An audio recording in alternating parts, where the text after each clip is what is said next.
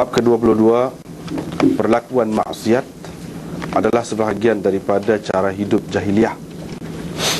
Namun seseorang tidak boleh dikafirkan dengan semata-mata melakukannya, kecuali dengan melakukan syirik. Ini kerana Nabi SAW telah bersabda, sesungguhnya padamu masih ada lagi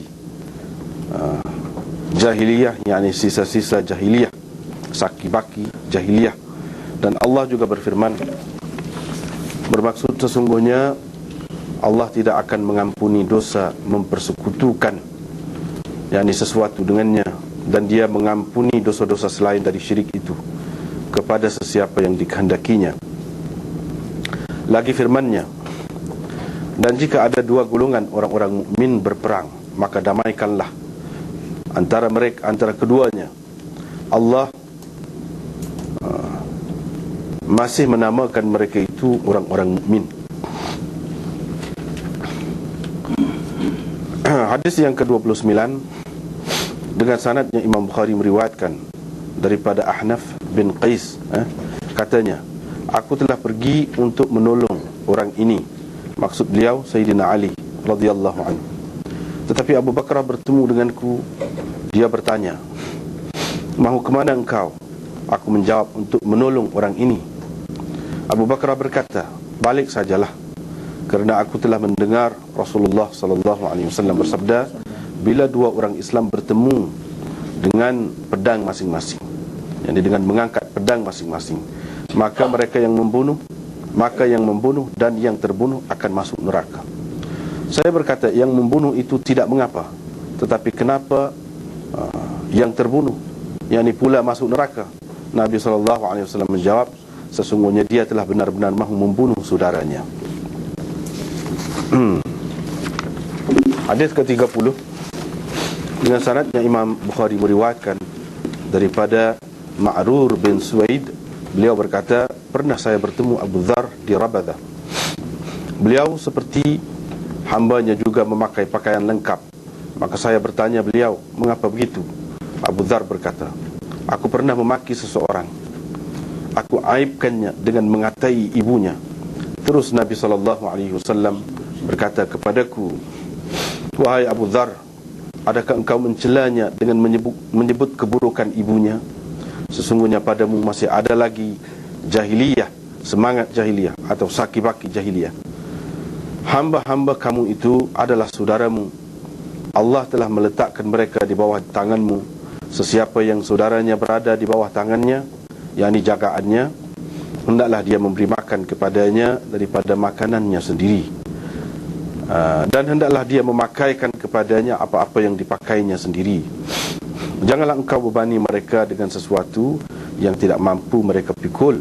Jika kamu mahu juga membebankan mereka, maka bantulah mereka. Itulah dua hadis.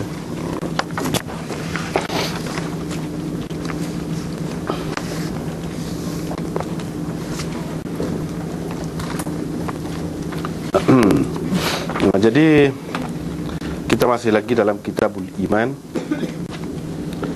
Imam Bukhari buat tajuk Babul Ma'asi min Amril Jahiliyah. Bab ni telah pun disebutkan tentang kufrin duna kufrin, iaitu bab kekufuran di bawah daripada kekufuran, ataupun yang kurang daripada kekufuran sebenar. Sudah dibincangkan dalam bab yang lalu. Hari ini Imam Bukhari nak cerita, iaitu maksiat itu adalah daripada ajaran ataupun perkara yang diamalkan di zaman jahiliyah. Min amril jahiliyah adalah daripada sebahagian daripada cara hidup jahiliyah. Tapi tidak boleh dikafirkan pelaku maksiat itu, melainkan dengan dia melakukan syirik kepada Allah Subhanahu wa taala. Sebab Nabi SAW ada kata kepada Abu Dzar, innaka mru'un fika jahiliyah, gitu dia kata. Tetapi dia tidak suruh mengucap balik ke apa ke. Tak ada. Wa qaulillahi ta'ala, begitulah seterusnya. Jadi di sini serupa dengan bab yang lepas juga. cuma ibarat saja lain.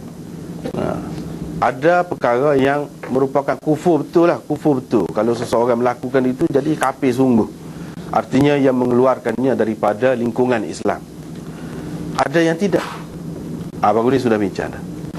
Itu atas nama kufur. Dan Nabi SAW pun sebut yakfurnal ashir. Baru ni kan, mereka tidak berterima kasih, tidak mengenang budi suami. Baru ni sudah kita bincang dah. Di sini disebut jahiliyah. Jahiliyah ni pun satu perkataan yang menunjukkan kekufuran juga. Yang menunjukkan kekufuran juga. Tetapi apabila seseorang itu melakukan mana-mana perbuatan jahiliyah, adakah dia jadi kafir? Jawabnya tidak. Tak mesti. Tak mesti. Seseolahnya ada beberapa perbuatan yang termasuk di dalam cara jahiliyah, tetapi di bawah daripada jahiliyah yang sebenar. Jahiliyah yang sebenarnya kufur lah, serupa dengan bab dulu juga, cuma dalam ibaratnya lain. Dalam ibaratnya lain. Artinya ada kekufuran di bawah kekufuran yang sebenar.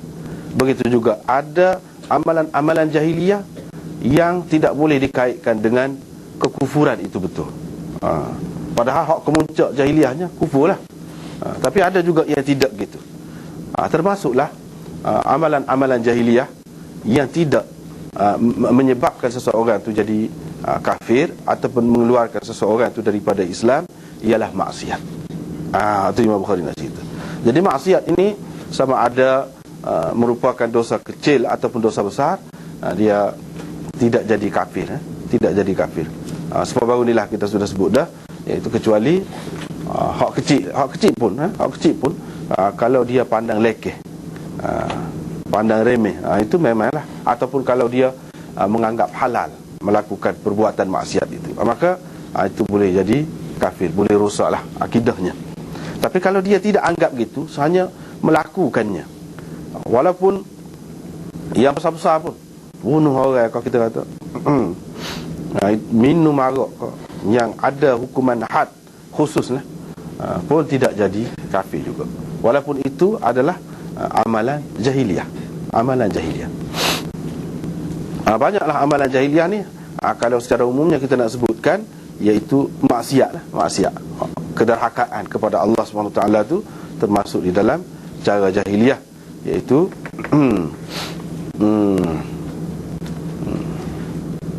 yang tidak Islam lah. Jadi ada beberapa pendapat. Sebelum kita pergi lebih jauh, kita kena tengok dulu jahiliyah tu gapo. Ada beberapa pendapat yang disebutkan oleh ulama. Misalnya Imam Nawawi sebut, dia kata gini, wal murad bil jahiliyah ma kana fil fatrah qabla al Islam. Yang dimaksudkan dengan jahiliyah di sini iaitu zaman sebelum Islam. Tu.